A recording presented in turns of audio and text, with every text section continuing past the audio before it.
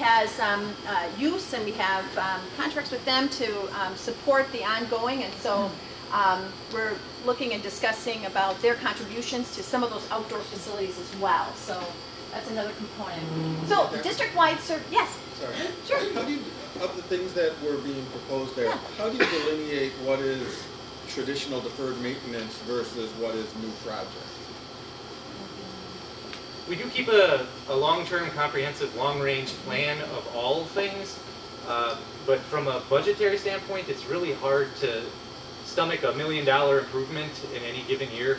We generally spend about $500,000 on capital improvements, and those are usually boiler systems, roofing systems, parking lots. The main things that have no glamour to them, so I don't think we would have ability in our normal operating budget to just do some of these larger projects. Like the tennis court and kind of maintaining the standard surface, that isn't part of a deferred maintenance budget? It is part of it, but consolidating it into a program like this could help us expedite many of the needs that we have.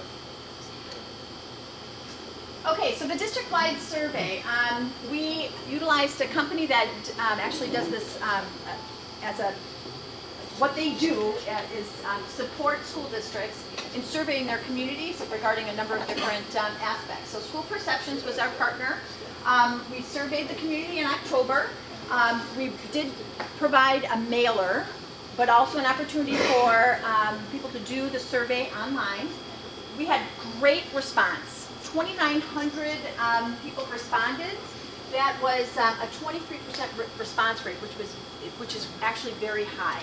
So as far as the margin of error, like when we consider the results in our next phase of planning, it's a 1.9% plus or minus.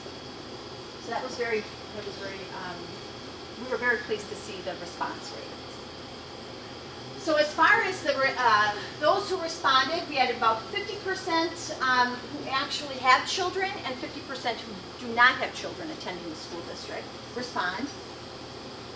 Here is the response of yeses, and we just decided to put it all on one slide, but we'll be happy to answer any questions. What this is going to show you overall is that there was a strong support for the components of the plan. So when we asked the community, do you want to close test corners? The response was pretty strongly yes. Now this is disaggregated. The blue line are all residents. So that's everybody lumped in. Anybody who lives here, they're lumped in. The people that are taken out are staff members who do not live in the district. So 67% of everybody said yes. 87% of the staff who live in Muskego, Norway were supportive of it. So staff members who are Muskego, Norway residents said yes. 73% of the parent residents said yes. And then those residents who are non-parent, non-staff residents, it was at 58%.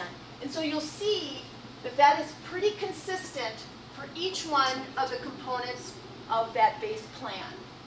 So, Muskego Elementary, closing it. Mill Valley, expanding it. Lakeview, adding a gym.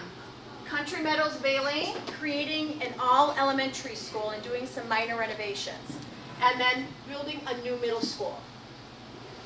Okay, so we just wanted to give you an overall sense that the components of the plan were well supported by the survey results.